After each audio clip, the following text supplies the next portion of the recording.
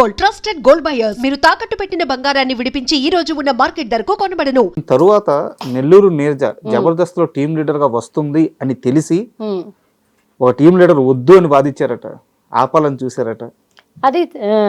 అది పేరెందుకు లేంది, అక్కడ అప్పటికే ఒక స్థాయికి వచ్చున్నారు వాళ్ళు అప్పటికి.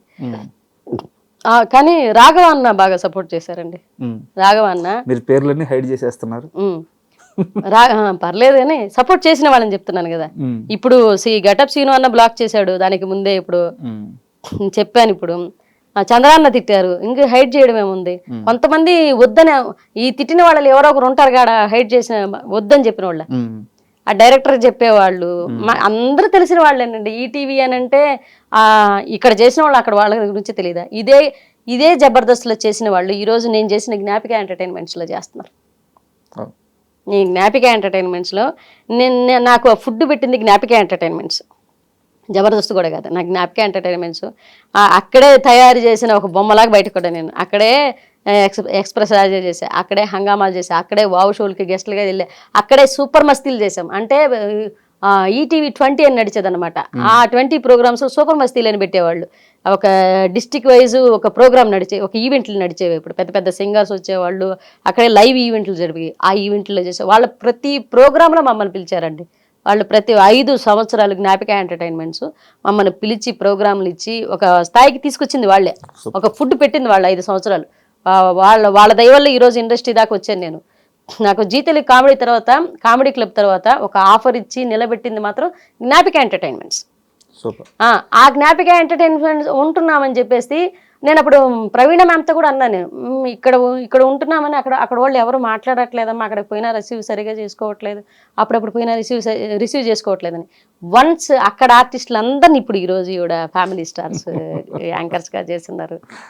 ఫ్యామిలీ స్టార్ మొత్తం అందరినీ తీసుకొచ్చి చేస్తున్నారు. ఇక్కడ జబర్దస్త్కి వచ్చిన తర్వాత రాఘవ గారు ఏం సపోర్ట్ చేశారు? ఇందాక చెప్తున్నారు రాఘవ అన్న ఏమన్నారు, ఎన్నోసార్లు నాకు చెప్పిన పెద్ద కాంప్లిమెంట్ ఏంటంటే, అరే మీ స్కిట్లు చూసి చాలా స్కిట్లు నేను చేశాను రా, మీ స్కిట్లు హంగామాలు వస్తాయి, వాటికి మార్పులు చేర్పులు చేసి నేను కొన్ని స్కిట్లు మాయాజాలం చేశాను ఇక్కడ అంటే. థ్యాంక్ యూ అన్న, thank you so much. Line అంటే సంవత్సరాల తరబడి కామెడీ షో చేసేటప్పుడు ఒక్కొక్కసారి లైన్స్ దొరకవండి. ఒక టీమ్ లీడర్గా చెప్తున్నాను నేను, లైన్స్ దొరకవు. ఎంత స్ట్రగుల్ ఫీల్ అవుతుందంటే, అదే అద్దామా, అది ఆల్రెడీ చేసేమేమో, ఇంకెవడన్నా చేసి మనం ఒక లైన్ తీసుకెళ్ళేటప్పుడు ఆల్రెడీ ఇది చేసేసారా భయ్యా అంటారు. వారిని ఇది చేశారా, దాన్ని ఇంకొంచెం లోతుగా ఎక్కడికైనా తీసుకెళ్దామా, ఆ పాయింట్ నుంచి ఇంకో పాయింట్కి తీసుకెళ్దాం, అక్కడి నుంచి ఇక్కడ. ఈ స్ట్రగుల్ పీరియడ్లో వాళ్ళది మేము చేసిన వాళ్ళు మాది చేసిన తప్పే ఉందని చెప్పి, కాకపోతే మార్పులు చేర్పు కథలు కొంచెం మారుస్తాం. సినిమా లవ్ స్టోరీ, లవ్వే ప్రధానం, లవ్ స్టోరీ ఒకటే, కానీ అందులో హీరోయిన్ లవ్ చేస్తుంది, హీరో లవ్ చేయడం, ఇట్లా కథలు మార్చుకుంటూ ఉంటారు. అట్లే వాళ్ళు కామెడీ ఒకటే, కానీ జోనర్స్ మాడిపోతూ ఉంటాయి. రాఘవ గారు మంచిగా మాట్లాడారు. తర్వాత రాను రాంప్రసాద్ అన్న బాగా మాట్లాడారు. ఇంకెవరు సుధీర్ గారు కానీ గెటప్ సీను అన్న కానీ వీళ్ళెవరు మాట్లాడలేదు. రాఘవ అన్న బాగా మాట్లాడారు. రాఘవన్న బాగా మాట్లాడారు, మిగతా వాళ్ళంతా తక్కువ. అండ్ మీ స్కిట్స్ లో చాలా స్కిట్స్ లో నరేష్ చాలా ఎక్కువ చేశాడు. రీసెంట్ గా వాళ్ళు ఇచ్చారు, నరేష్ వాళ్ళే ఇచ్చారు. రీసెంట్ గా భాస్కర్ గారు ఒక ఇంటర్వ్యూకి వచ్చి, అంటే ఆయన సరదాగానే చెప్పారు, బట్ దాంట్లో కొంత నిజం ఉందని ఆయనే చెప్పారు. నరేష్ చాలా కమర్షియల్, అతను డబ్బు అంటే డబ్బే, రూపాయి అంటే రూపాయి, 100 అంటే 100, చాలా గట్టిగా ఉంటాడు అని చెప్పారు. నరేష్ తో మీకు ఎలాంటి అనుభవాలు ఉన్నాయి? నరేష్ నాతో అక్క అని బాగా మాట్లాడతారండి. అక్క అని కానీ ఒకసారి నలుగురు ఉన్నప్పుడు, ఎవరు లేనప్పుడు అక్క అని బాగున్నారా అంటారు, నలుగురు ఉన్నప్పుడు మేడం అని పిలుస్తారు. అంత వద్దులే నరేష్ కూర్చోంటాను, బాగానే మాట్లాడుకుంటాను. కానీ మా టీంకి వచ్చేసరికి వాళ్ళే ఇచ్చారు కాబట్టి పేమెంట్ వాళ్ళే ఇచ్చుకున్నారు. నాకు పేమెంట్ దగ్గర ఎక్కడ ఆ అబ్బాయి నాకు పేమెంట్ గురించి తెలిస్తే కదా ఇట్లా ఇబ్బంది పెడుతున్నారు చేస్తున్నారని ఛానల్ నుంచి వాళ్ళే ఇచ్చారు. నేనేమంటాను, మా సుబ్బు గారు నేను మా జోనర్ వదలండి సార్, నేను కొన్ని పెట్టానండి అక్కడ, మా జోనర్ వదలండి, మా సీను అన్న, నేను, మా సుబ్బు గారు, మేము ముగ్గురు కలిసి ఇంకొక ఇద్దరిని కలుపుకొని ఒక టీం లాగా చేస్తాము, మాది ఇదే కదా అన్నాడు. మా సీను అన్న అవాయిడ్ చేశారు. ఫస్ట్ ఆఫ్ ఆల్ నరేష్ని ఇచ్చారు, సరే రన్ అవుతున్నాం. ఆ నరేష్ అదే కాంబినేషన్ మా సుబ్బు గారిని కూడా అవాయిడ్ చేసుకుంటూ వచ్చారు.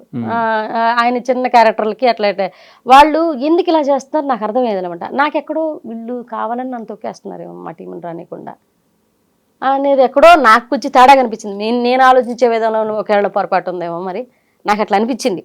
ఓహో నా టీంని నేను అప్పటిదాకా మేము నడిచిన టీం నాదని కాదు, వాళ్ళ టీంలో నేనున్నాను అనుకున్నా. మా సిబ్బు గారు, మా సీన్ అన్న వాళ్ళ టీంలో నేనున్నాను అనుకున్నాను.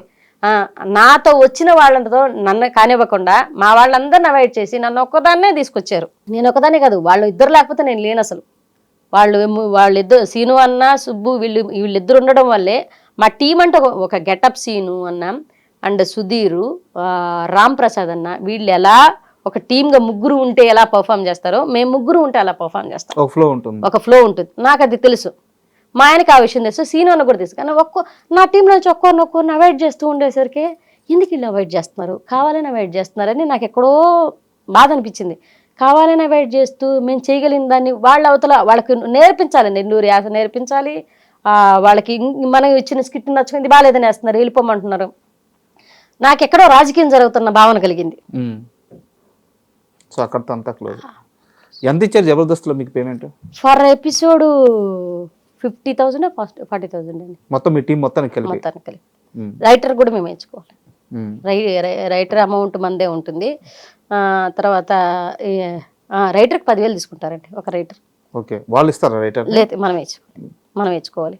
రైటర్కి మనం ఇచ్చిన తర్వాత సుబ్బు గారికి నాకు ఇంకా కో యాక్టర్ నడుస్తారు. వాళ్ళకి నరేష్ కాకుండా మిగతా కో యాక్టర్స్ ఉంటారు, వాళ్ళకి కూడా మనం వేయించుకోవాలి. 3-4 ఉంటారు. ఎంత మిగిలేదు? ఎంత చాలా తక్కువ మిగిలేదండి, 5,000 6,000 అట్లా మిగిలేదు అన్ని పోంగా. అందుకనే వద్దనుకునేసాం. ఫస్ట్ ఆఫ్ ఆల్ ఆర్థికంగా కూడా అది సపోర్ట్ అవ్వట్లేదు. పైగా వాళ్ళకేదో మనం నచ్చట్లేదు. పైగా అంటే రాను ఎందుకో వాళ్ళ రిసీవ్మెంట్ మారిపోతూ వస్తుంది.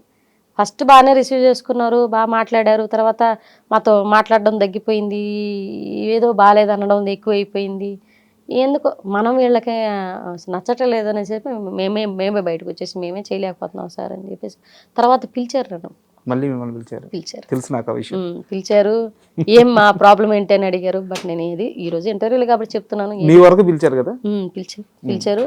నన్ను నా వరకు పిలిచినప్పుడు నేను మా సుబ్బు గారికి కూడా ఇస్తే వస్తాను. నా వరకు పిలిచారు. తెలుసు అది.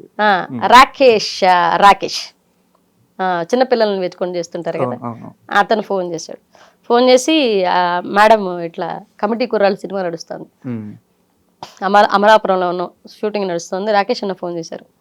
ఫోన్ చేసి నీరజ గారు మీరు మన టీంలో ఆల్రెడీ ప్రపోజల్ పెట్టారంట, మీరు టీం వదిలేశారు కదా, నాతో మీతో కలిపి చేసుకోమన్నారు, మన ఇద్దరం కలిపి చేద్దాం, లేకపోతే మీరు నా టీంలోకి వచ్చినా పర్లేదంటే, అన్న మా సుబ్బు గారు కూడా ఉన్నారు, ఆయన మంచి యాక్టర్, నాకన్నా మంచి యాక్టర్, ఆయన కూడా ఏదైనా అవకాశం ఇస్తే తప్పకుండా వస్తాను, లేదంటే మీతో పాటు ఇంకో చిన్న అవకాశం ఇప్పుడే ఫర్దర్గా ఒక్కో స్కిట్లో అయినా పెట్టగలిగితే దానికి వాళ్ళు ఓకే చెప్పాలి.